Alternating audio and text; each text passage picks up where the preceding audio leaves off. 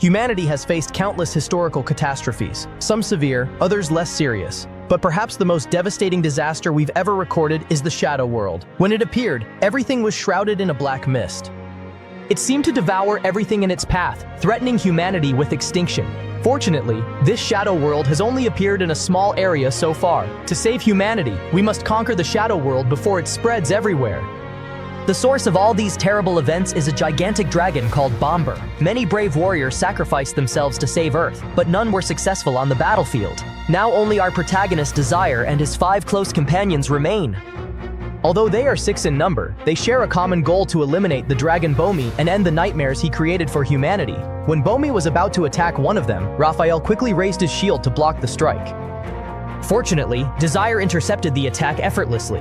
Bomir was surprised but refused to surrender. He kept trying to land a fatal blow to wipe everyone out. The dragon tried to gather a huge amount of energy, but unexpectedly, Desire's power neutralized it. He shouted that he had analyzed the magical configuration and sealed all the magic of the Dragon Clan. His comrades were thrilled to hear it. Then they all advanced to attack.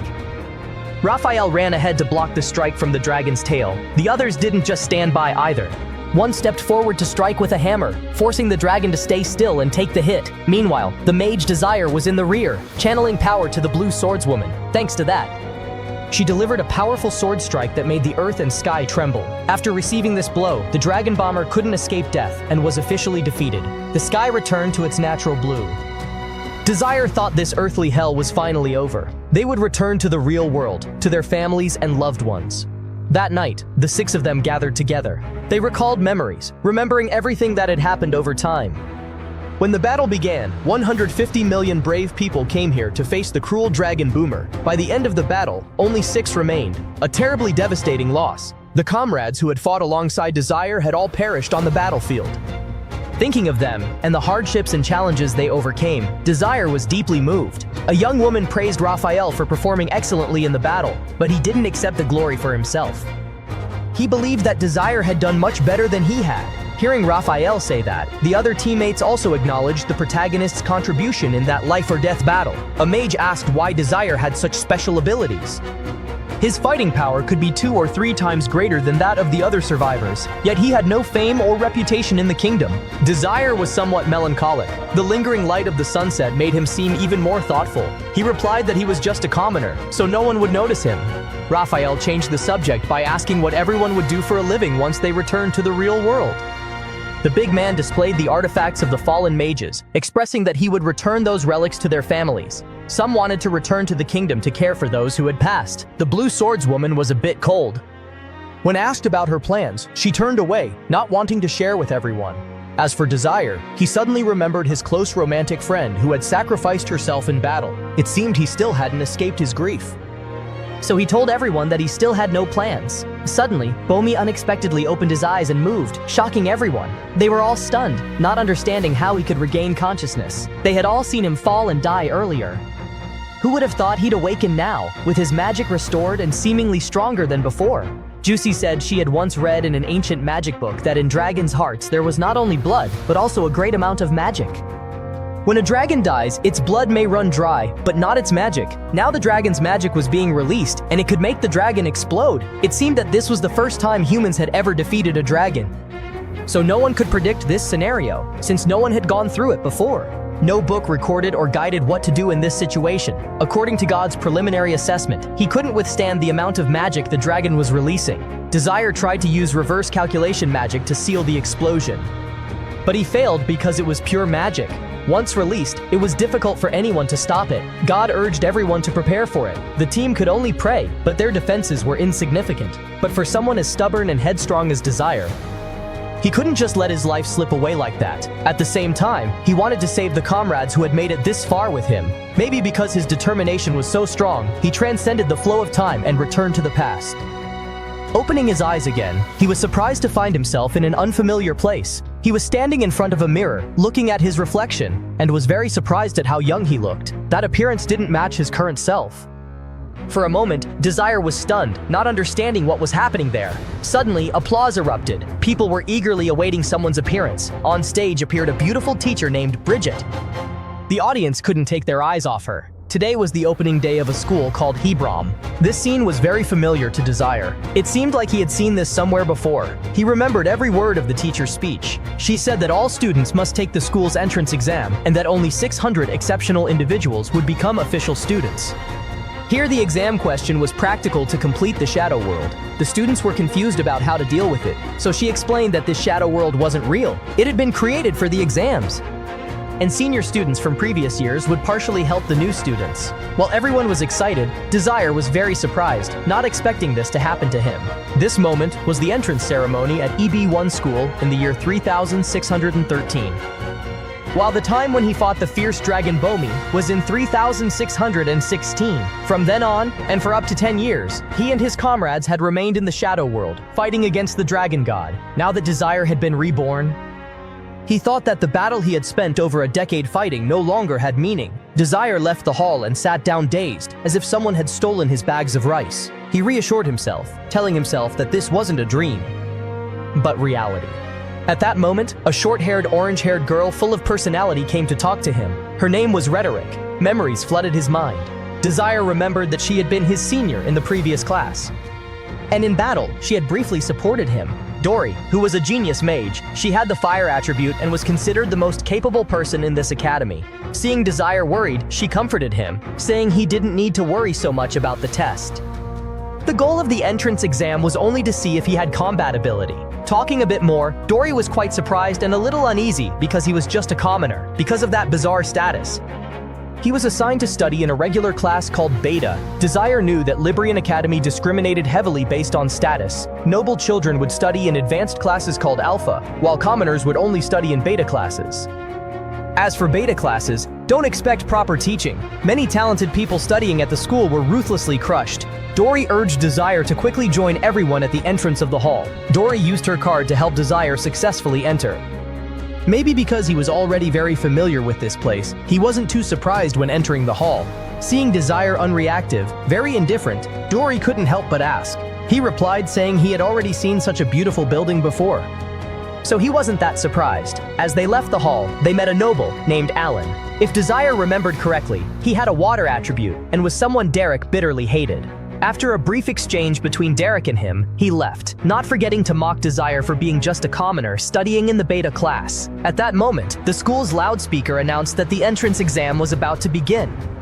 Asking everyone to gather in the hall, Dory, still unsettled, turned to Desire with a stern face, saying he had to pass this exam. Desire simply replied that he would try to bring good news. These recent details further confirmed that he had been reborn once again. Everything was real, and what if he could find someone very important to him in the hall? He looked around but couldn't find her at that moment. Romantica was behind him. Seeing her made Desire very happy.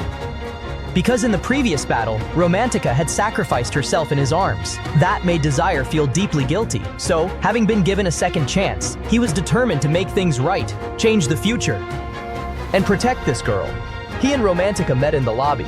Desire expressed that seeing her safe and healthy made him very happy, but Romantica didn't understand what he meant. She wondered if they had met before to speak so intimately. Desire said he had seen the bulletin board and that they were scheduled to take the exam together. Hearing that, Romantica hoped they would work hard together to win.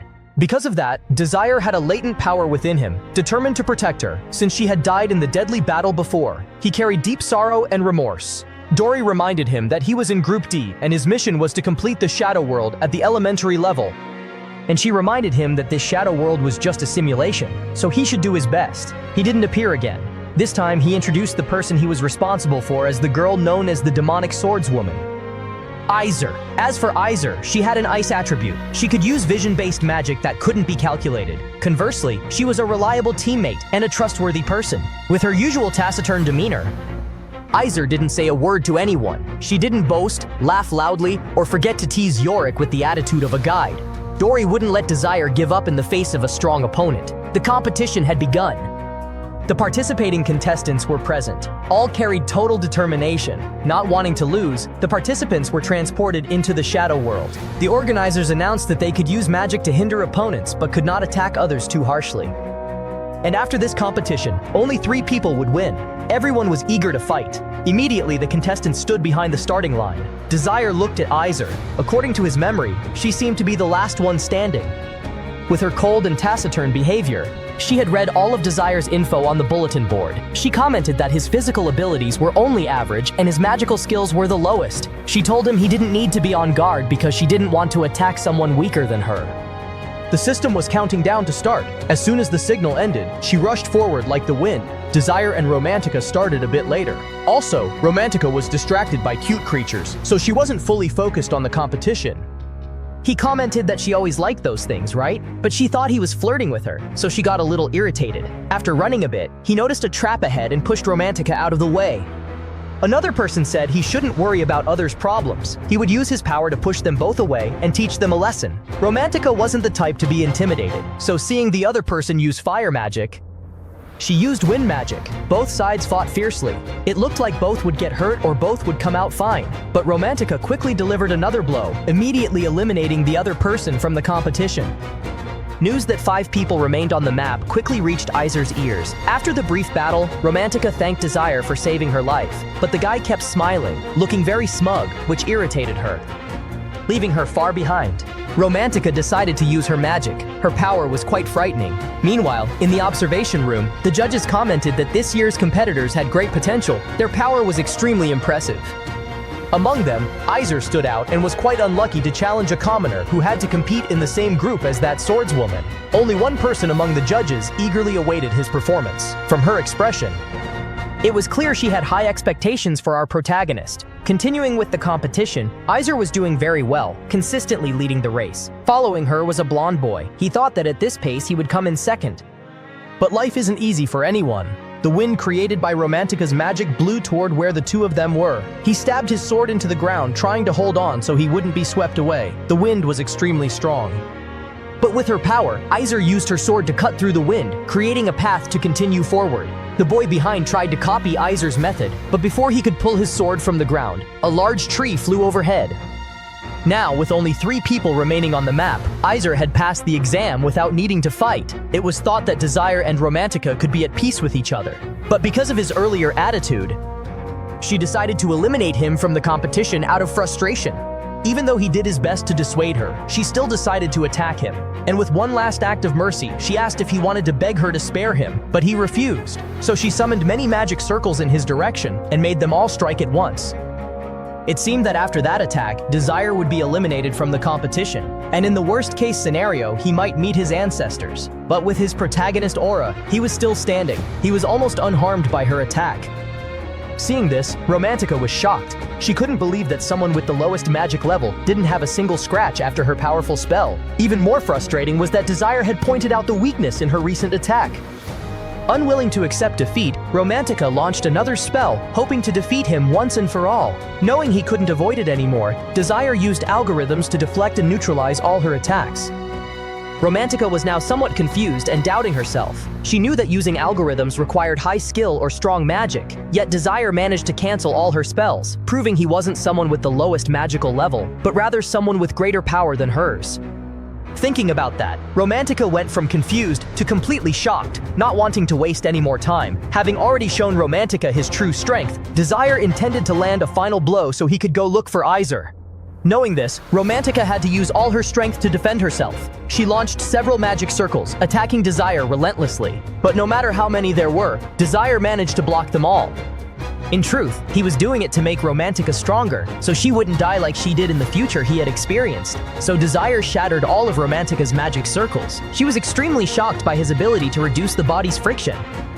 He told Romantica that from the start, he didn't see her as an enemy, and that this was a race to the finish line, not a magic duel.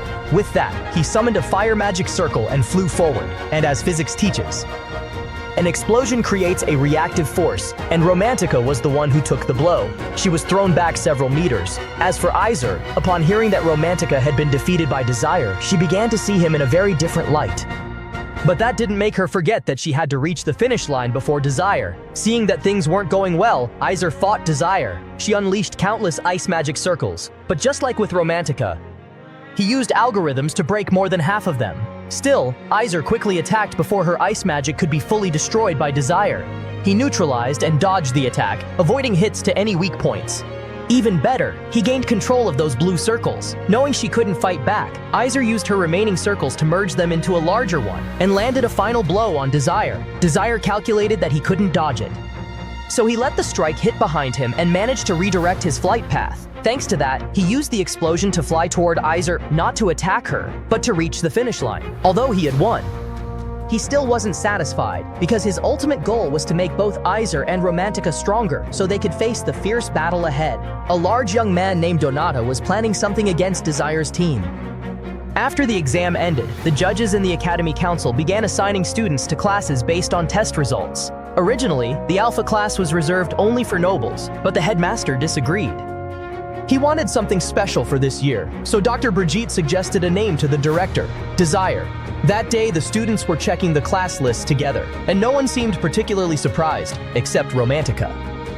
She was so shocked she took a step back. She seemed confident that she would be placed in the Alpha class based on her performance. But no, she was assigned to a Beta class for commoners. The classroom facilities Romantica found were so dilapidated she wondered why this place was even still used for teaching, as it had clearly been built a long time ago. Worse still, she had a homeroom teacher with a somewhat dazed expression, especially that teacher. He looked down on the students, believing they were all just commoners. This made Romantica extremely frustrated. But that was just one thing that made her bitter. What made her even more bitter was having to sit next to Desire, whom she absolutely despised. Seeing Romantica looking at him, Desire turned and smiled, which only made her more irritated. She couldn't understand why Desire, who came in first in the competition, still had to study in this class. Desire also understood that even though he had won, he was still just a commoner. Despite Dr. Brigitte's support, in the eyes of the teachers, he couldn't study in the Alpha class. This school had created a barrier separating rich and poor, the noble class from the commoners, so he didn't expect much. Although it was called the Beta class, he knew this group was full of talented people whose power was no less than those in Alpha. In any case, Desire had only one wish: to help everyone awaken their true potential. Unable to get along with her classmates, Romantica could only hide her face on the desk during break time. While she was feeling down, Donata came to talk to her, introducing himself as a student from the Alpha class and saying he had just joined the Academy's #1 team.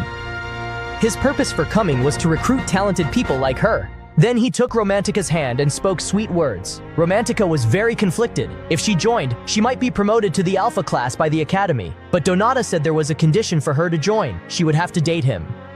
Romantica was shocked. They had only met once, and he was already asking her out? Was this real? Before Romantica could answer, Donata kept flirting. He said someone of noble birth like Romantica studying in a filthy Beta class was simply unacceptable. Everything was so sudden, it left her unsure how to respond, so she postponed the conversation for another day. Before leaving, Donata gave Romantica a keepsake from his homeland. According to old beliefs, they only gave this kind of charm to someone they had feelings for. He kept pushing the pendant into Romantica's hand, forcing her to take it without resistance. She simply held it in her hand. As soon as Donata left, Desire came to congratulate her, but overdid it a bit. Romantica was so startled that she fell to the floor. Desire complimented her reaction as being absolutely adorable. His purpose was also to recruit Romantica to his team. But already not liking him, Romantica immediately refused and said she would join Donata's team. Desire knew that would be a wrong choice for her, so he left her a letter instructing her to meet him in a place with no people. Upon reading it, with her provocative nature, Romantica thought that Desire liked her and that the letter was a love confession. She even made a cute but slightly annoying gesture to tease Desire. He didn't mind her teasing. He leaned toward her ear and advised her to destroy the letter after reading it. Hearing that, Romantica immediately dropped her playful attitude, unable to hold back her curiosity. Right after he left, Romantica read the letter. After reading it, she felt very confused because it said he knew many things about her. Without pause, she went to look for a boy named Brian. Desire remembered that in the future, he would become one of the fastest swordsmen in the Academy. This boy could become even stronger if properly trained. Romantica came to find Desire. Before she could complain about anything, she was captivated by Brian. The boy looked so adorable that she wanted to take him home like a pet. Brian was about to start a training session. The sword he chose to fight with that day looked a bit too big. Brian's opponent was a noble student from the Alpha class. The battle began. Brian kept attacking to gain the upper hand, but due to his low stamina, he quickly got tired. Desire, watching from above, was intrigued by Brian's choice of such a large sword. Brian's opponent took advantage of his exhaustion to attack continuously. Brian could do nothing but defend. He decided to swing his sword for a finishing blow, but because of his slow speed, his opponent dodged and then disarmed Brian, knocking the sword from his hands. So he lost the fight. Even in victory, the noble was bitter because Brian had landed a hit earlier, so he punched Brian in the face without mercy. Desire, watching from above, couldn't take it anymore and stepped in to intervene, telling the noble he was despicable and simply jealous of others' talent. Embarrassed to the point of rage, the noble raised his sword, wanting to teach Desire a lesson, but Iser blocked the sword with one hand and broke it in half.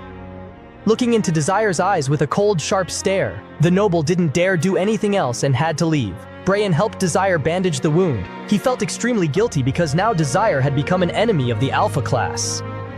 Desire simply smiled and said that it was his own choice. Brian didn't need to feel so guilty. Then the three introduced themselves to each other. Brian said he wouldn't forget this favor of saving his life. If Desire ever needed anything, he would help with all his strength. Watching Brian leave, Romantica kept staring at him, forgetting she still had things to settle with Desire. The two went to a secluded place, and she asked why Desire knew so much about her. Desire said that Romantica was only of commoner origin. Her noble title had been bought by her parents with money. The teachers at the school knew this, so she could only study in the beta class, and that guy Don only saw commoners as weeds and trash. So she should join Desire's team. At first, she resisted, thinking he was blackmailing her with her past. But when she heard Brian was on the team, she had second thoughts. Indeed, there was resistance, but not much. Romantica thought Desire was mysterious, knowing everything about her family and possessing terrifying power in the entrance battle. So the two agreed to join forces, even after joining the same team.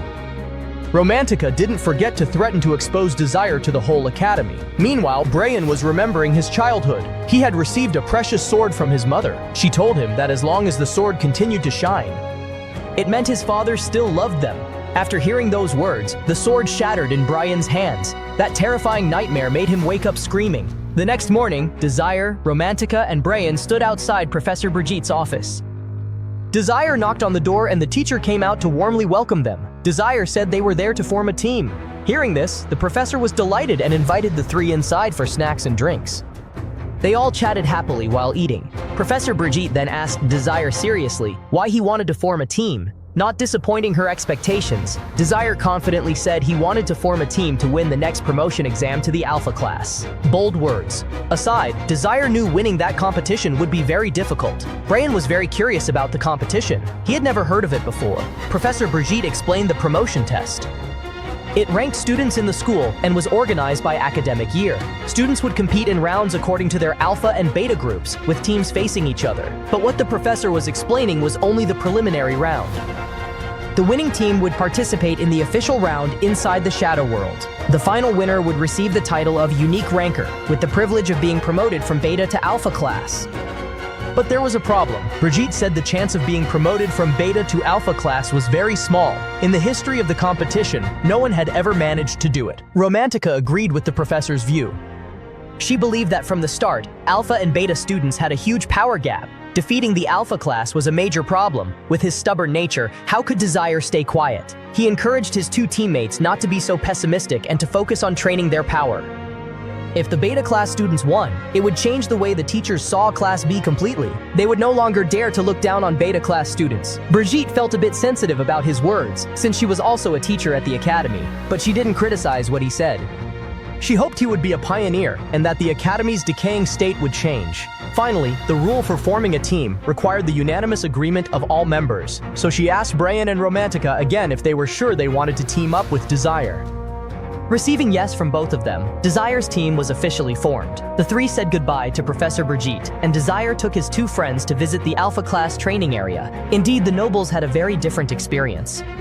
The facilities were far superior. Alpha class members received systematic training in luxurious rooms. Looking at the Beta class training area, it was just an old, dark and damp room far from home. The place looked more like a rat habitat than a training space. That wasn't wrong. In that dark room lived a large rat family. They came out to greet the team, causing Brian to faint in fear. Romantica had to cling to Desire because she was terrified of rats, despite their extreme fear. Since this was the room Professor Brigitte had prepared for their training, they tried to clean it. Brian had fainted, so he didn't need to help clean. Only Desire cleaned the room. By the time Brian regained consciousness, the room had returned to its original beauty. Brian felt extremely guilty because Desiree's hand was injured, yet he still had to do the cleaning. As for Romantica, she looked completely exhausted. It must have been from fighting those filthy rats earlier, draining a lot of her energy. Now, Romantica's greatest wish was simply to return to her room and take a bath. Desire advised her to start training immediately, aiming for promotion to the Alpha class. Going back a bit, when they were in the teacher's office, she still wasn't sure whether she would form a team with that annoying Desire. But why did she do it? She provoked him. She got embarrassed, which turned into anger. So she agreed on the spot. The lesson learned from Romantica: never make decisions when angry, always keep a cool head. As for Brian, he really wanted to be on the same team as his idol, so he nodded without thinking. And so, a team of 3 members was formed. Now Romantica deeply regretted joining Desire because she had to follow his orders as team leader. Without further delay, Desire took Romantica to the training room. Brian was already in position, ready to train, a small person holding a sword twice the size of his body. The first training exercise for her was to increase the accuracy of her techniques, confidently. Romantica deployed multiple magic circles, her attacks hitting precisely the spots designated by Desire.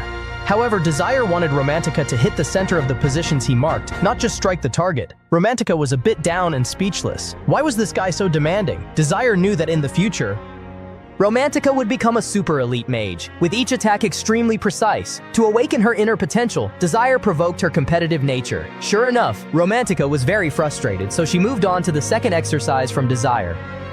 This one was to use wind magic to move a ball from where Romantica stood to a designated point. Following Desire's guidance, Romantica cast wind magic. A gentle breeze slowly lifted the ball. However, the ball simply floated up and then fell to the ground without flying to the target point. Even so, Desire was very pleased because Romantica had understood the core point of the training. Desire's sincere praise made Romantica extremely embarrassed and blush. It was the first time she had ever been praised by that detestable Desire. As for Brian, Desire wasn't quite sure what to teach him, because Brian was already an excellent swordsman. In the future, Brian would become a skilled swordsman. His strikes were clean and elegant.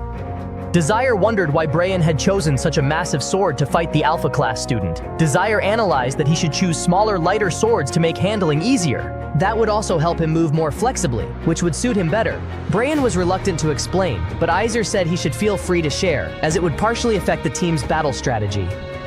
So Brian said they should go to his room, and then they would understand the reason. Desire and Brian went there, ignoring Romantica, who was still practicing. Brian picked up the sword his father had given him.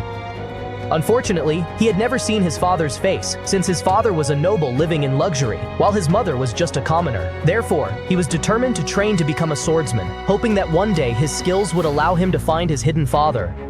However, Brian's mother gave him a cold dose of reality. She said it would be better if he never met his father. They were fundamentally different two people from separate worlds. Even sadder, Brian's mother fell seriously ill. And before she passed away, she never told Brian his father's name. Desire understood that having a child with a commoner was seen as a stain on a noble's reputation. If Brian had gone looking for his father, he might not be here now. Moreover, Brian said his main goal in studying there was to gather more information about his father. He had taken the sword to a shop in the city for appraisal, hoping to discover something. But the information he received was that the sword was just a fake, never of a quality high enough for nobility. That showed that Brian's father didn't love his mother as she had believed. Brian couldn't hold back his emotions. He grabbed the sword in anger and threw it to the ground mercilessly. Brian made a decision for himself. He would never touch that sword again. The next morning, Brian trained with that massive sword under Desire's supervision.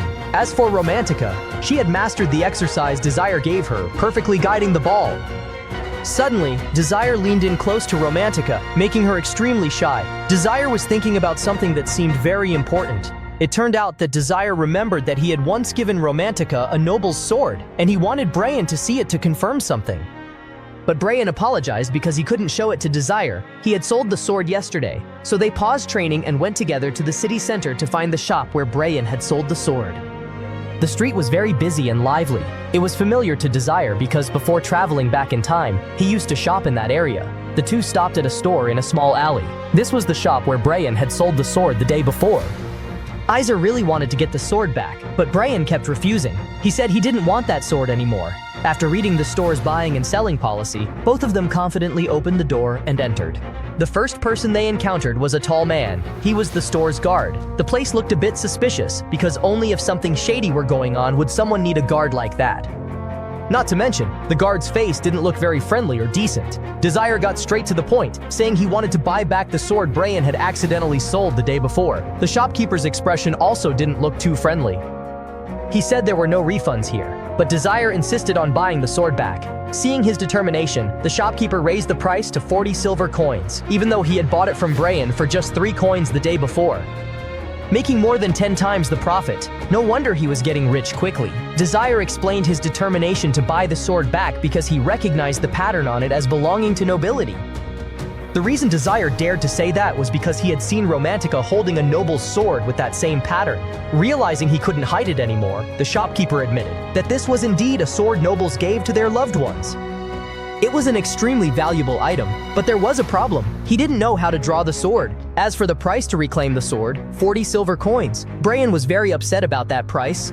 That was theft, not trade anymore. In contrast, Brian was ready to throw down 40 silver coins to pay the shopkeeper. The money changed hands, and Desire held the rapier while the shopkeeper profited 37 silver coins. Everyone was happy. The shopkeeper didn't forget to mock Desire, saying he wouldn't be able to draw the rapier. Unbothered, Desire used his magic to read the characters engraved on the sword. He understood how to use the rapier. Desire returned the sword to Brian, not forgetting to explain how to unsheath it. It turned out that to use this sword, one simply had to gently press the lever and then slowly pull it out. The shining rapier emitted a beautiful light. Its beauty enchanted anyone who saw it. Desire explained that the material used to craft this rapier was lighter than feathers, but harder than iron and silver. This sword was a perfect choice for an agile swordsman like Brian. Now the shopkeeper realized the true value of the sword. He regretted it terribly and ordered the tall guard at the door to stop them from leaving. The shopkeeper said he would let them go, only if they agreed to leave the sword behind. But Desire was a very honest person. He said he had paid exactly the price the owner had asked for to reclaim the sword, so he had every right to take it home. Realizing he could no longer intimidate them with words, the shopkeeper ordered the guard to attack Brian and Desire. Desire skillfully dodged the guard's strike. His attitude remained calm. While the tall man was surprised he could evade the blow, Brian held the rapier in his hand, ready to duel. Seeing this, Desire remembered how Brian had boldly declared that he would never use that sword again, which made Brian blush in embarrassment. It wasn't that Desire wanted to see Brian fight, he simply told him to show his skills with confidence. This battlefield belonged to him, and so Brian and the tall, muscular man began their fight. The guard launched deadly attacks, but Brian dodged each one thanks to his agility. Desire was quite confident in Brian's sword technique and ability, but also worried if Brian were hit even once, it could be fatal or cause a serious injury. Not disappointing Desire's expectations, Brian activated his self-enhancement ability. A blue energy surrounded him. It helped increase his movement speed, making him even more agile. Seeing this, the tall man sneered and charged to attack wildly. But with his speed, Brian easily dodged the man's blows. Not wanting to fall behind, he launched a series of continuous slashes, forcing the giant to only defend without being able to counterattack. However, Brian's strikes only left surface scratches on the man. Desire thought that fighting like this for too long wasn't a good idea. Brian needed to recognize and strike at vital points. Worse, the tall man had figured out Brian's attack pattern. Then Brian took a knee to the stomach. He was in great pain and on the verge of collapsing in the corner, but Desire reminded him to trust in his father. At that moment, Brian looked again closely at the rapier. He saw the inscriptions engraved on the blade. Brian was a bit surprised that Desire knew how to read those lines, but now wasn't the time to be emotional. The task now was to defeat this man and escape. Brian rushed toward the giant. The man also raised his sword, intending to strike, but Brian quickly realized it was a feint, so he circled behind him. The man realized his move had been exposed and swung his arm backward. Brian skillfully dodged and at the same time slashed the man's sword in half. At the end of the duel, Brian had won, while the giant lay on the ground. Because of the danger earlier, Desire quickly ran to check if Brian was okay, but Brian said he was fine, thanks to the sword his father had left him.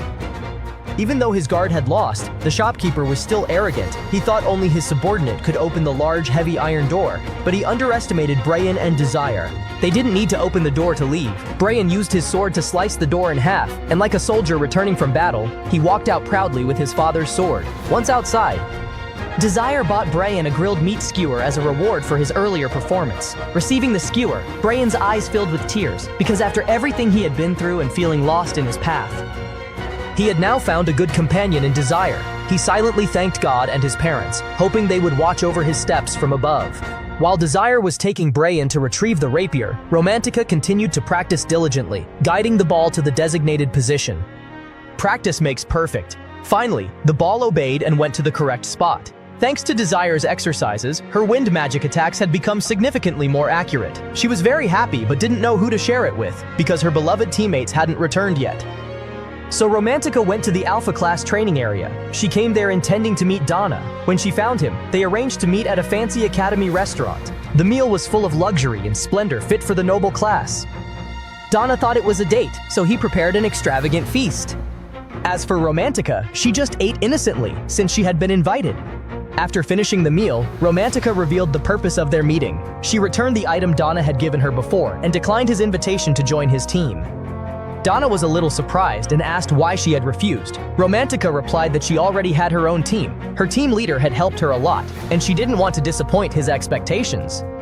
She added that Donna was someone who didn't like commoners, he even hated them, while she came from a common background. After hearing her reasons, Donna still tried to console himself, thinking maybe Romantica was just joking. But she confirmed once more that she was being sincere. Donna swore he would never invite her to another romantic meal again. He also mentioned that his team would soon be promoted to the Alpha class. Upon hearing that, the flame of hatred rose in Donna's heart. He swore to destroy Romantica's team without sparing anyone. Before leaving, Romantica also thanked Donna for the meal. It was precisely this seemingly normal action that caused the flame of hatred in Donna's heart to burn even stronger. The reason Donna hated commoners so much was because his father had been beheaded by them. That painful image would never leave his memory, and from it came the hatred he carried to this day. The promotion test that everyone had been eagerly waiting for was now beginning. The three Desire brand and Romantica defeated one team after another, starting from the 150th position in the rankings. Gradually, they climbed up to 30th place in the competition. Thanks to these battles, their coordination became more and more seamless. Desire believed that the real battles would begin once they reached the top 30. On the other hand, Professor Bridget was quite surprised by the high-level coordination of the three. And it must be said, the higher they climbed, the more attention their team received, so they needed to be extra cautious. Indeed, the Alpha class instructor was furious when the Beta class students on Desire's team made it into the top 30. Never before had a commoner studied in the Alpha class. He ordered the Alpha class teams to defeat Desire's group and crush their plan to rise from Beta to Alpha. More importantly, they must not allow them to win the title of single ranker. It would be a disgrace to the Alpha class if they lost to a Beta team. The professor recalled that Sir had once fought Desire before, and she had the power to defeat him, so the professor appointed her as the leader of Blue Moon, placing a heavy responsibility on her shoulders. Sir herself was still bitter about her previous defeat to Desire. It had been her first battlefield loss. She swore to defeat Isaiah and redeem that failure. As she was leaving the professor's office and walking down the corridor, she ran into two people, Donata and Palm. They expressed their desire to operate independently. Donata had a personal grudge against Romantica and asked permission to handle it herself. As for Palm, he had a grudge against the young swordsman Bram, so the two met with her, wanting to settle personal matters on their own. As a leader, bringing personal grudges into a team battle wasn't wise, but Azar agreed to let them do as they pleased. She agreed because she also had her own grudge to settle. It was personal vengeance. After all, meanwhile, Desire's team was still training diligently, preparing for the official round of the promotion test. Everyone seemed happy and excited, working hard to achieve the best results. For today's training, Desire changed things up and took the team to their school's library. He quickly found a pile of history books and placed them on the table. He required his two teammates to read about historical events, and even better if they memorized them, because the official competition would take place in the Shadow World. Created by the Academy, it would reenact historical events, and if they knew them, they'd resolve them more easily and complete the Shadow World faster. Upon hearing this, the two read the books like crazy, thinking they had to study the entire library's history section. If they wasted any time, it wouldn't be enough, but they didn't know that Desire was a time traveler and already knew exactly what would happen in the competition. That's why he only selected the books worth reading. Desire was focused on reading, but the other two couldn't concentrate. Romantica recalled the previous day when the two boys had gone out alone. She was very curious about where they went and what they did. She kept pressing them to tell her. Bram was shy and didn't want to say. She couldn't stop wondering where the boys had gone and what they had done. As the two bickered, a book flew and landed on Desire's head. He gave a dangerous smile and reminded them to stay focused on their reading. At that moment, Azar showed up. At first, she only stared at Desire, confusing the other two. Azar greeted Desire. He already knew that after 2 months apart, She had joined the Academy's strongest team, Blue Moon. He said he understood that Azar had come here to challenge his team. Azar was surprised at how well Desire knew her. Desire explained that his past victory had been meant to ignite hatred within her and help her grow stronger, so she could soar high in future battles. And what was most special was that he also looked forward to the day he could fight alongside her. The day of the official promotion round had arrived. The competition venue had 4 teleportation gates set up. Reporters and TV stations were busy interviewing and photographing the jury members. In the tunnel, Desire's team was fully prepared for battle. Desire reassured everyone, saying the upcoming fights would be intense and that he hoped they'd all fight together. Unlike Desire's concerns, Romantica and Bram were cheerful and excited for the upcoming battle. Everyone was ready. Desire's team entered to loud applause from the crowd. Most of the participating teams were from the Alpha class, and all looked well prepared. Desire's team was grouped with Azar's team, meaning the two would start together at the same space gate. A member of Azar's team sneered when he saw Desire mocking him, saying he wasn't even worthy of attention, let alone promotion, because he was just a commoner. Only Donata and Palm knew that this competition was the perfect opportunity to take revenge on Desire's team. The organizers announced the rules of the competition. The top 9 teams would receive the single ranker title and be promoted to the Alpha class. Desire clearly understood that if all 3 members of his team wanted to rank among the top 9, there were 2 ways. First, they had to defeat everyone and then move up together. The second way was to complete the Shadow World. One by one, the competitors entered the Shadow World. Upon entering, Desire found himself in a forest. He couldn't see his 2 teammates anywhere. At the same time, the announcement stated that each person's starting position was randomized. Desire was about to search for his teammates when he was ambushed. As expected, the attacker was from Team Blue Moon. The girl felt lucky to have caught Desire alone, but she didn't realize whether it was fortune within misfortune or misfortune within fortune. Without hesitation, she launched an ice spell at Isaiah. Sharp ice shards flew toward him, and Desire countered immediately with fire magic. The attack was deflected. Now she realized Desire wasn't as easy to defeat as she had thought. Reluctantly, she had to combine her water-based spells and launch a full-on assault. Even though Desire was pushed back, he still had time to mock that Alpha class students only knew flashy techniques. However, her previous magic had already trapped him in a circle. At the same time, she conjured a vortex to strike him from within. Thinking victory was hers, she boasted louder than a rooster, giving Desire one last moment to respond. But Isaiah had already identified the flaw in her power. She couldn't concentrate her power to strike vulnerable points. Embarrassed to the point of anger, she was deeply bitter that Isaiah knew her weakness. Even worse, Desire had neutralized her magic in an instant and unexpected move. According to textbooks, she recognized it as Desire's algorithm. He reminded her that underestimating your opponent on the battlefield comes at a high price. Then, he recreated the ice spell for her to observe, telling her to watch closely. She scoffed, thinking a commoner like Desire couldn't possibly replicate it. But surprisingly, the shard of ice Desire launched split into 5 parts and surrounded her, forcing her to exit the Shadow World. The organizers announced that the first contestant had been eliminated. In another development, a member of the Alpha class was teleported into a lush green meadow. He decided to enjoy the moment of peace before the coming storm. But suddenly, a strong gust of wind hit from out of nowhere. It was Romantica's wind magic. Her target was the Alpha class student's head, and unsurprisingly, he was the next to be eliminated from the competition. This was the result of all the training exercises Desire had Romantica go through. The results were truly fruitful. It seems that on their way to meet up with Desire, both Bran and Romantica dealt with anyone they came across to avoid trouble. Romantica had a magical ability to detect enemies from a distance. Thanks to that, she sensed 2 Alpha class enemies nearby. Before she could launch a spell at them, they found her first. They mocked her, saying Beta class students used pathetic magic. They said that because Romantica's enemy detection magic had a weakness, it exposed the user's location. The 2 arrogant men said they would show Romantica the true meaning of class difference.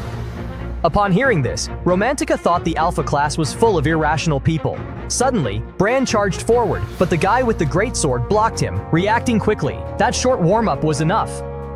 Both sides were ready to fight. Initially, Bran planned to go after the greatsword wielder first, but his teammate backed him up with magic attacks, forcing Bran to run in circles and trick them. The 2 Alpha class students were surrounded.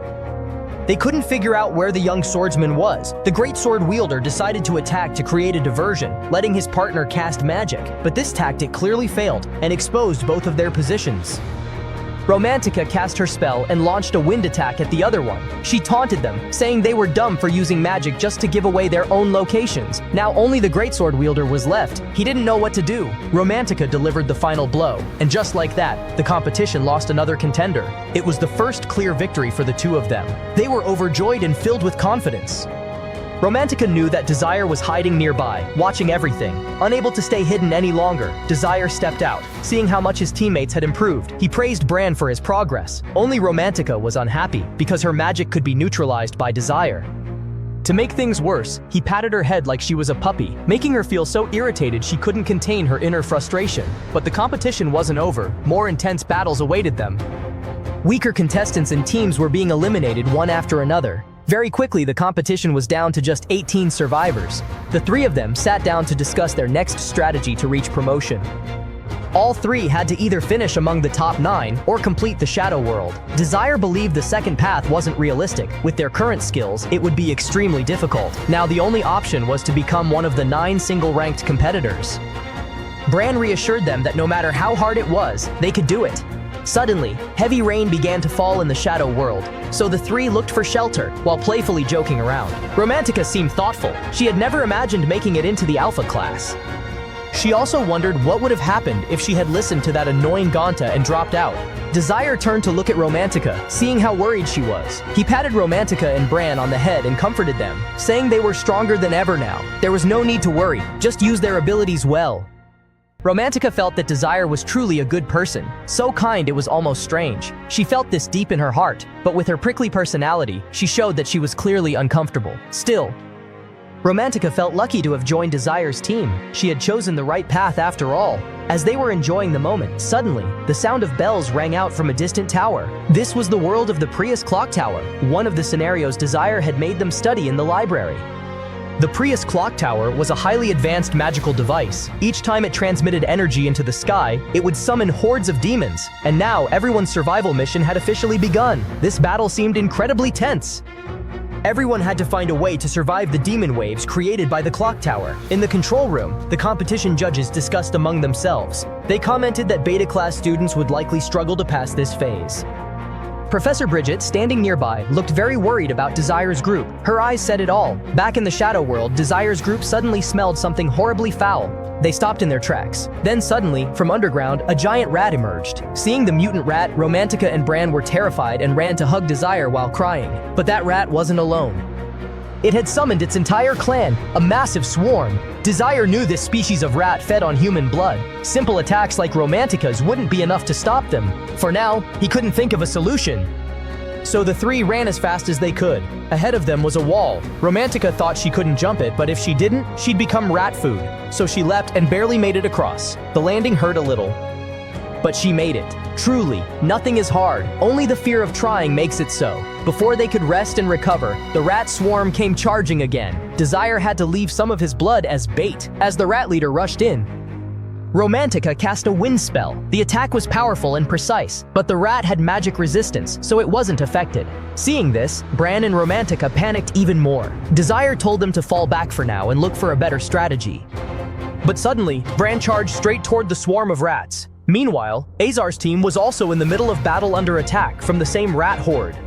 Because of this, someone on each team had to sacrifice themselves. And it wasn't just these two teams. Other teams were also in dire straits, surrounded by rats. Priestley used fire to attack the rats. Meanwhile, Bran was surrounded by baby rats, determined to find the rat leader, who he figured must be at least slightly wounded by Romantica's earlier attack. He pushed the rats away with his bare hands, afraid to use magic for fear of hurting Bran. Unexpectedly, Bran skewered the rat leader and escaped unscathed. The system announced that the demon rat had been eliminated, but at the same time, Bran was exhausted. Fortunately, he had not been knocked out of the competition. Desire carried him to rest beneath a tree and asked Romantica to keep watch over the boy. Faced with Bran's condition, Desire regretted growing complacent, thinking his teammates had grown stronger and neglecting them. He reminded himself that the goal of entering this competition was to keep his future comrades from losing their lives. After calming down, Desire returned to the tree where Romantica and Bran were resting. Just then, Bran regained consciousness. Desire told them he knew the competition's final destination was the clock tower. They needed to move quickly. Desire also reminded himself not to repeat any mistakes in front of the clock tower. Azar's team had also arrived. They realized that if they could stop the clock, the shadow world would be completed. While they were thinking, wind magic attacks suddenly came from somewhere. Azar dodged nimbly and raised ice walls for defense. Those who couldn't evade in time were immediately removed from the competition. Now Azar recognized how dangerous Desire's team was. At this point, Desire's team was already inside the tower, ready to confront Azar's team. Azar, Donata, and Price sprinted toward the tower door, but against Romantica's attacks, they struggled to defend. Even Azar had trouble, unsure where the next strike would come from.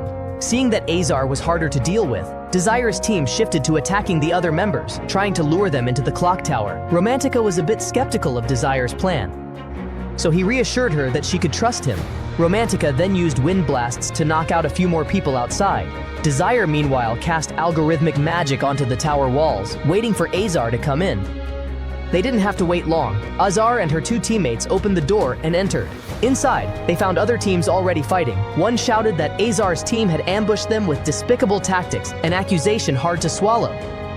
Azar quickly realized this was Desire's strategy, so she didn't deny it. And even if she denied it now, claiming the magic belonged to beta-class members, no one would believe her. So she decided to fight Rapier head-on. Rapier launched fire magic at Azar, but instead of taking the hit, Azar darted around two of Rapier's teammates and took them out in the blink of an eye. Knowing Azar was too strong to handle, Rapier called for help from the remaining teams. No matter how many attacked, Azar blocked them all.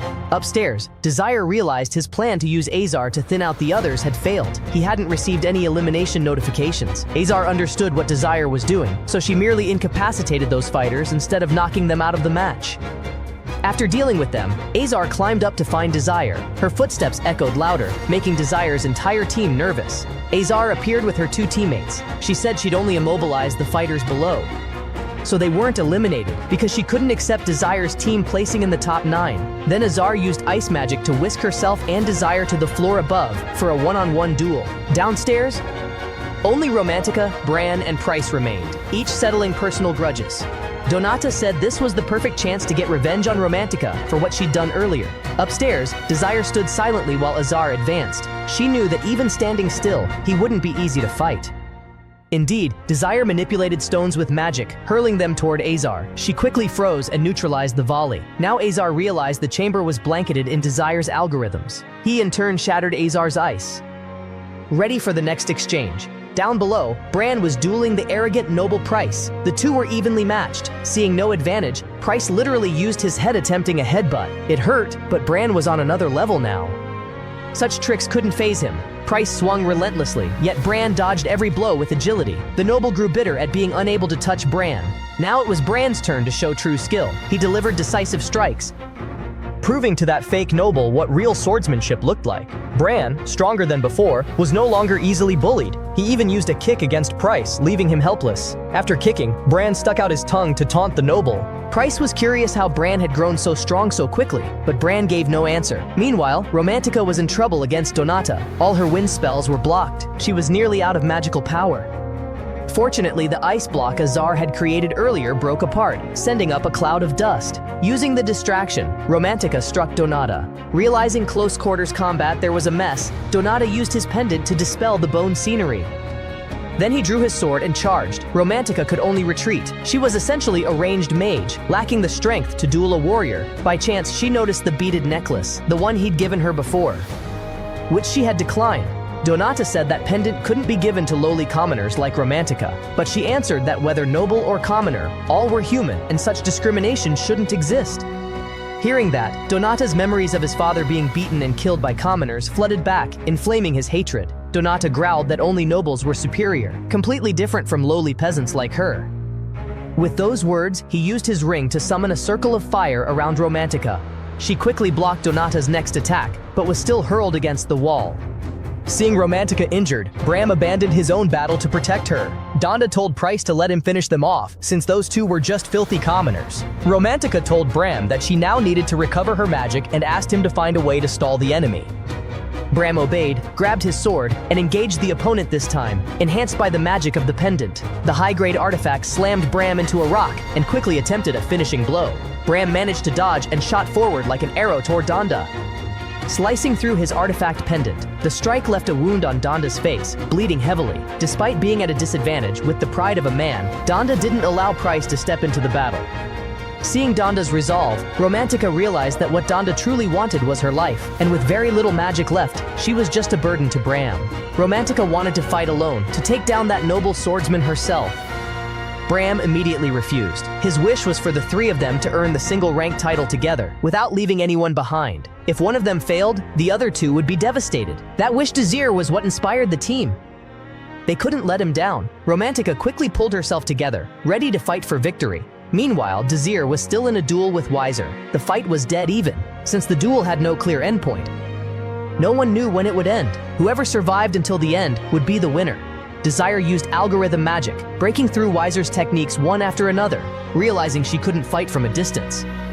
Azar used ice magic to attack him. Ice magic was her most prized technique, but Desir destroyed it in an instant. He could even use fire magic like Rapier, forcing Weiser to constantly dodge. After exchanging blows without gaining the upper hand, she now had to get serious. Simulated Azar couldn't understand why. Despite being superior to Desir in every aspect, technique and speed, she had to fight this hard. Meanwhile, Desir fought effortlessly, which was incredibly frustrating. When Desire used fire magic to attack Azar, she dodged and moved in, swinging Hazard at him. Desire had strengthened his body to block her slash. She was shocked. She hadn't imagined he could block it with a normal weapon.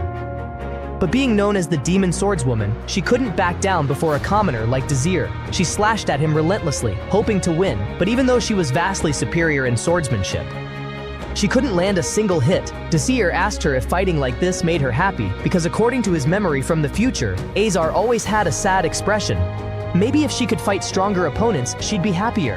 But he admitted that her current wish was to defeat Desire. He encouraged her to go all out and land a decisive blow. Living up to his expectations, Hazard unleashed a technique called Winter Palace. Soon, everything was covered in ice. Azar sat in place, using ice magic to attack Desire, preventing him from dodging in time. But was that enough? Of course not.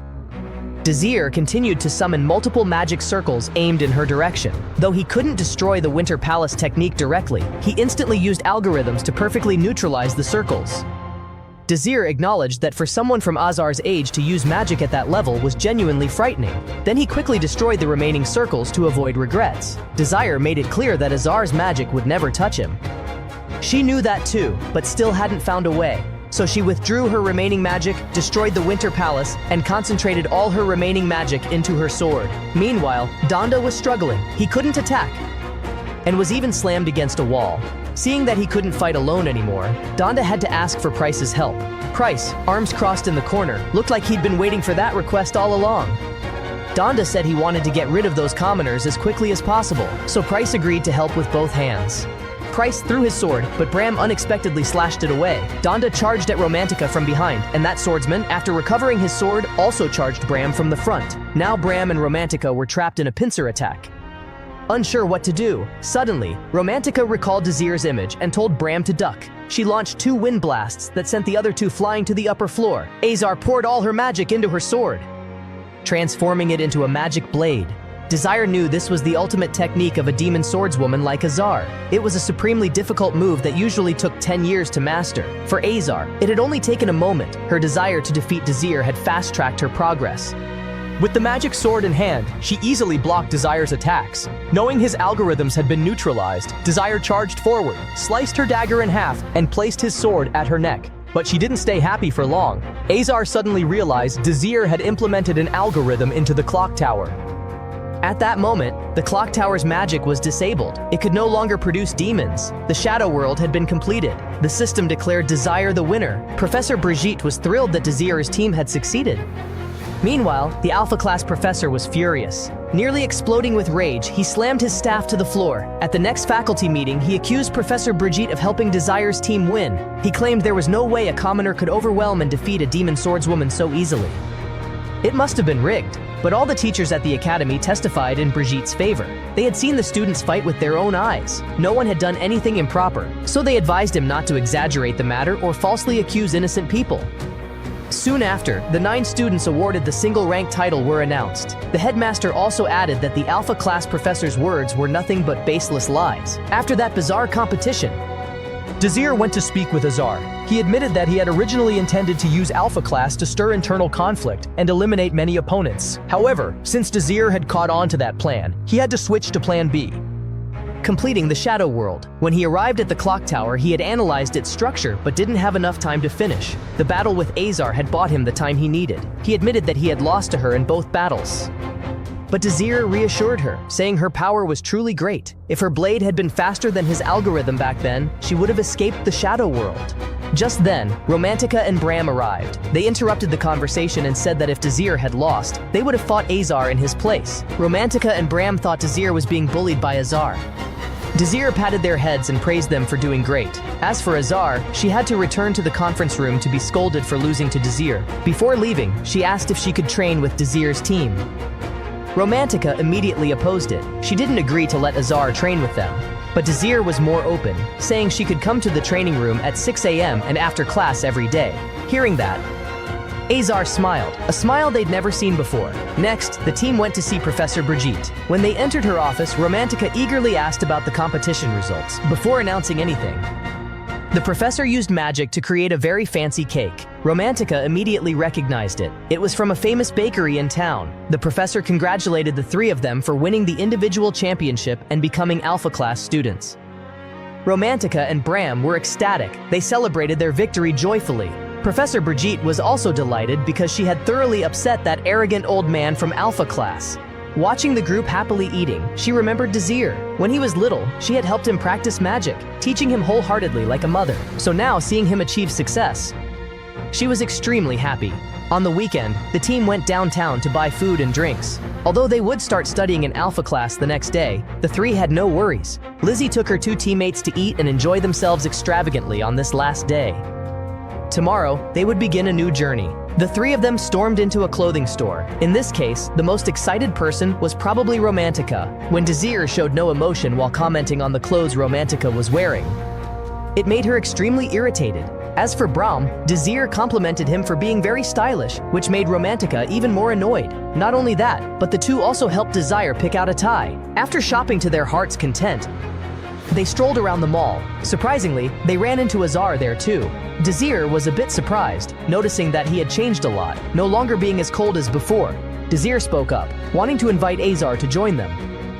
And Azar agreed. While Desir was with Azar, Bram and Romantica were trying to win plush toys. Just as they grabbed a giant teddy bear, they turned and saw Azar walking with Desire. The two were a bit surprised. But this time, he took the initiative to warmly greet everyone, which made Bram feel friendly and invite her to join them. Then Desire invited everyone to play hockey. Desir and Romantica formed a team, while Bram and Azar were the other team, since the opposing team consisted of a pair of swordsmen from the academy. Desir reminded Romantica to be careful. Bram also really wanted to beat Desir, so he was very focused on the game. He made a very tricky pass, and Romantica had to concentrate hard to block it. Romantica played using magic. She successfully shot the hockey puck into the goal. Seeing Romantica use Slayer magic, Azar considered it cheating and told her not to use magic anymore. However, Azar didn't hesitate to use magic herself either. She served the puck first, and when the puck was flying toward her, she created an ice path, making the puck bounce back into Desir's team's goal. Desir felt very nostalgic because in the future, they would fight together as humanity's greatest warriors. Just as Azar was about to score, Desir removed her ice layer, reversed the situation, and won in the last moment. After the outing, she felt more relaxed, and from now on, they would all help each other study and train in Alpha Class. The next morning, Romantica and Bram were amazed by Alpha Class's luxurious facilities, and after all their hard work, the team's effort had finally been rewarded. But before class, Lizzie reminded everyone to go to the room for morning training. Azar was also there very early to train with Desir's group, and after the warm-up, Azar began sword training with Bram. Since Azar's swordsmanship was excellent, Desir immediately trained her to improve her magic accuracy. Just like Romantica before, Azar also had to practice guiding the ball to hit the target. When he saw that she wasn't doing well in that part, he asked Romantica to guide her and show her how it's done. All the challenges Desir gave them were completed by Romantica, which made her feel very proud. After the first training session with Desir, Azar realized he had a sharp eye because he could see each person's weaknesses and assign the right training. Desir said goodbye to Azar and promised to meet her there after class. Meanwhile, Romantica was exhausted because Desir had already worn her out early in the morning. But Desir wanted his team to get stronger as quickly as possible since a real battle was approaching, so they had to push themselves to train, or they'd lose their lives. The first lesson in Alpha class was about the battle in the Shadow World. This disaster happened once a year, but so far, humanity had almost always conquered the Shadow World. Each time they completed the Shadow World, humanity would bring back magic stones containing immense magical power. They would then apply magic stone processing techniques in a place called the Magic Tower. This place created modern magical items that serve human life today. And the professor's question was, who invented the technique to use magic stones? Seeing that she was dozing off, the professor called on Romantica to stand and answer the question. She had to rely on Desir's help to respond that the person's name was Job, the master of the Magic Tower. After class, their group went to see the professor. She also acknowledged that the group consisted of the top individuals from the recent promotion exam. And today Desir wanted to ask the professor for a very important favor. He presented a document for her to review. It was a mission request form for the team to protect the Magic Tower's branch. Desir asked the professor to assign this mission to his group. The professor immediately refused because his group had nothing to do with the matter, but Desir knew that the Magic Tower was currently guarding a stone called the Goddess's Tear. He revealed to the professor that a dangerous criminal organization named Althea was trying to steal this stone. At that moment, the professor couldn't believe Desir knew so much important information, and Desir sincerely asked the professor to give this mission to his team, because if there was any delay, he feared the stone would be stolen. That night, the master of the Magic Tower, named Job, received word that the tower was under attack, so he wondered who could have predicted such a thing so accurately. Meanwhile, Desir disguised himself as a commoner to scout around the Magic Tower. Unexpectedly, he ran into the leader of the altar group, named Crane. Desir apologized to Crane, looking very pitiful. At first, Crane accepted Desir's apology and kindly helped him up, but after finding out that Desir was a miserable person on the verge of starving, he started mocking him. Crane threw Desir's bread to the ground and stepped on it right in front of him, while warning Desir to be careful from now on. Even though Crane's henchmen wanted to eliminate Desir, he told them to leave him alone. And now Crane and his men were heading to the Magic Tower to steal the magic stone. Crane didn't know he had fallen into Desir's trap. Before entering, Crane put on a mask and summoned hundreds of people just to steal the treasure. These men cast large-scale spells to attack the magic box. With these two forms of assault, Crane believed that magic couldn't defend against them. After several minutes of continuous attack, the Magic Tower's shield was destroyed by them. When the gate opened, Creon ordered his people to storm the Magic Tower, and the guards gathered to stop them. As soon as the outer group entered, they used magic to attack, even though the guards were ordinary security personnel. They had ways to protect themselves that surprised Creon. With little time left, he and a few henchmen headed to where the Goddess's Tear was stored. The inner guards, seeing intruders, came out to support their comrades. While Bram used invisibility magic to sneak into the Magic Tower, Creon thought the outside guards' response was quite sharp, and the inner guards acted like they had prior knowledge of the attack. After covering some distance, Creon and his group reached the treasure vault. The Goddess's Tear was stored in a box protected by a magical shield. They spread out and launched continuous magic attacks. They cast high-level spells, and within seconds, the shield and the box were destroyed. At that moment, Bram appeared and told the outer group to surrender immediately, but Creon wondered how this boy knew his name. Bram noticed that Creon's men included 2 low-ranking swordsmen, so he charged right into their formation to take them down one by one. However, Creon used magic to create a giant fist that hit Bram. Seeing that Bram was just a student, he looked down on him for being inexperienced. Then he created chains and slammed him into walls he had prepared. Afterward, his men unleashed a barrage of attack spells to finish off Bram. But Romantica destroyed all their magic in time using wind magic. At the same time, she took down a few of the guards protecting Creon. Seeing this, he ordered his henchmen to regroup and protect him at all costs while they carried the stone out. After taking down almost all of Creon's guards, only one remained, who still sacrificed himself to protect his leader. Seizing the opportunity, Creon kept using earth magic to attack Bram, forcing him to retreat and dodge. He even sacrificed his last henchman just to try to kill Bram. Knowing that he wasn't just a villain, Bram had to eliminate him to rid the world of his evil. However, Creon's earth magic was extremely troublesome, making it hard for Bram to approach.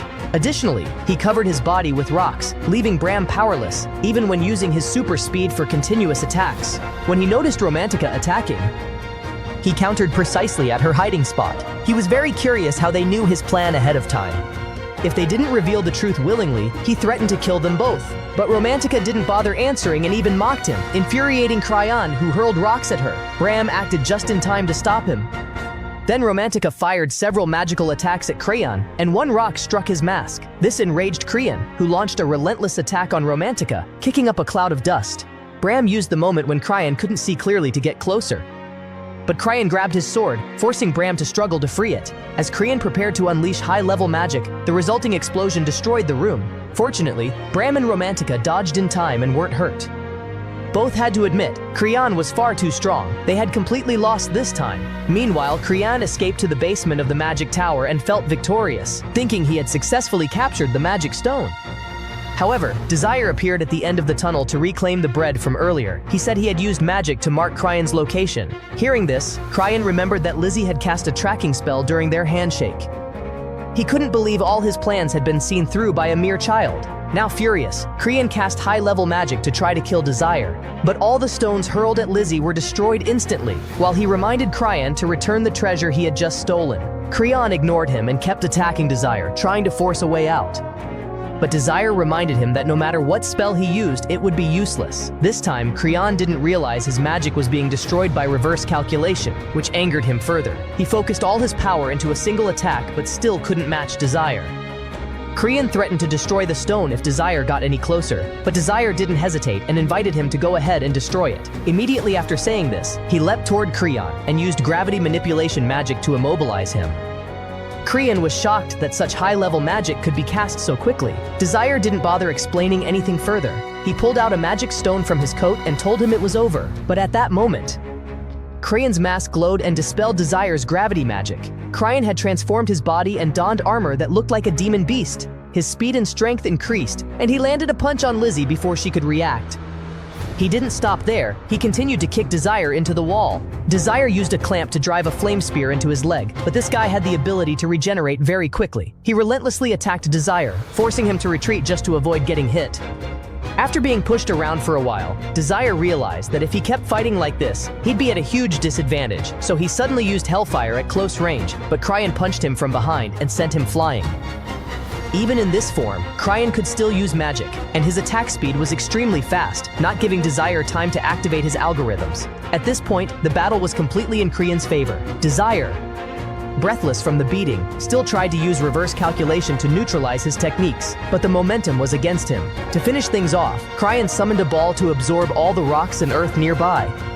In no time, he had created a giant hammer and charged at Desire. Desire summoned many magical shields to block the hammer's force. Thinking this move would finish Desire off, Crayon suddenly realized the hammer had turned into a pile of rubble. It turned out that during that time, Desire had analyzed the hammer's structure and dismantled it. Even Crayon's armor was successfully reverse calculated by Desire, making him scream in pain. Now that the armor's effect on Crayon had been neutralized, Desire used the firepower of the goddess's tear to create a special real sphere. He used this technique to blast Crayon away, making his armor officially disappear. After being defeated by Desire, he wondered who he really was to wield such power. However, even Desire himself couldn't explain who he was. He only knew that his mission in this era was to protect his closest comrades.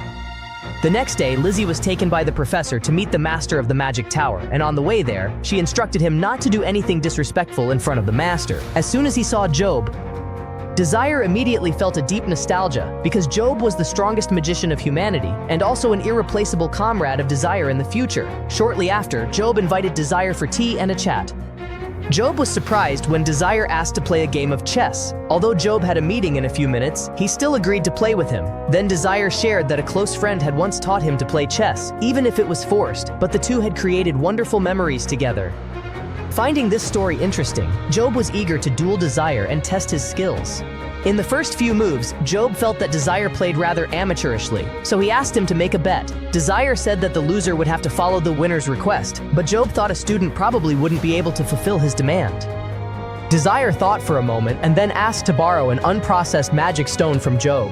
He used the stone's magic power to create a flame, which greatly surprised Job. Then Desire said that if he won the challenge, Job would have to answer all his questions. Job immediately agreed. That night, ASAI had to attend a party at the mansion of the professor in charge of her class because she had lost to Desire in the promotion battle. She had received a lot of malicious rumors. Regarding Asa, she acknowledged that her defeat in the match was undeniable. Upon hearing this, he appeared very angry, blaming everything on bad luck. He even intended to expel her from Blue Moon after everything that happened. Asa didn't hesitate to throw away her Blue Moon badge, leaving him stunned. From now on, she would follow the call of her heart. Back with the team, Desire also congratulated everyone for successfully protecting the magic stone. However, Romantica felt that she and Braun were still too weak to handle Crayon, so from now on, both would have to work their hardest to become stronger. They also wondered why Desire was so intent on training them to become stronger. At that moment, Lizzie revealed that in 13 days, the real Shadow World would appear. It was completely different from the simulated Shadow World that the Academy had created. And if they failed, not only Desire's group, but all of humanity would be annihilated. So no matter what he had to do, he wouldn't allow that dark future to happen, even though there wasn't always evidence. Romantica believed what he said was true, because he had accurately predicted everything from the clock tower incident to the external attack. Romantica asked who Lizzie really was. He was about to reveal that he was from the future when Romantica stopped him, saying that her initial promise was that she would uncover his identity herself. At that moment, Desire also reminded everyone that the upcoming training days would be very tough. From that day on, Desire trained Romantica every day. As for Braun, he had reunited with his father, so he trained separately with him. After the first few exhausting days of sword training, Braun's swordsmanship improved significantly. Romantica also awakened many new powers thanks to Desire's help and guidance. The next day, Asa came to ask to join the team. She hoped that after joining, she would be further guided by Desire. After 13 days, everyone had been trained and was ready to participate in the battle. Romantica was dressed in a new uniform, looking stunning. Everyone was ready for battle. This time, Desire had made up his mind to protect his comrades and let no one sacrifice themselves.